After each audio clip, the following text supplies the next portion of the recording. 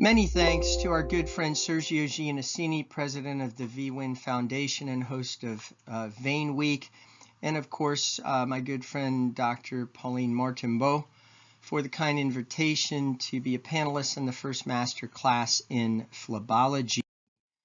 I will be commenting on Dr. Wong's case, which involves a 34-year-old lady, multiparous, with chronic pelvic pain, bilateral leg heaviness, and burn.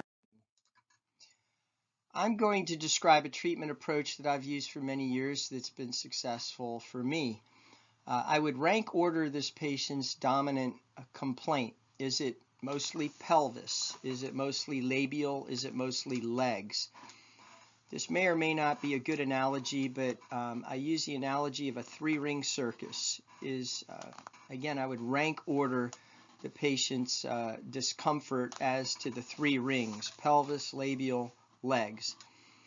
If either leg and or labial pain dominates and there's either no pelvic pain or less dominant pelvic pain in the presence of leg or labial pain, I will proceed directly to lower extremity superficial venous treatment with thermal ablation and liberal ultrasound guided foam sclerotherapy of the legs, which is typical in our office.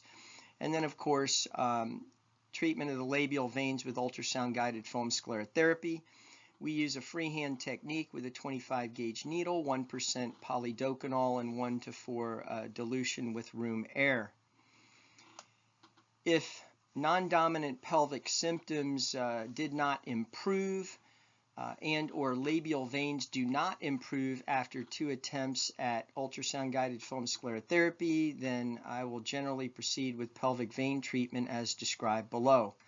If pelvic pain is the main complaint, then I will generally perform a CT venogram for mapping purposes. Many would go straight to venography, and then of course ovarian vein embolization and or iliac stent placement as clinically indicated. Then, of course, in this particular scenario, I would proceed with leg and labial vein treatment as described above. So therein lies my approach to the three-ring circus of venous disease as it applies to the pelvis, labia or groin area, and the legs. Thank you very much for the invitation.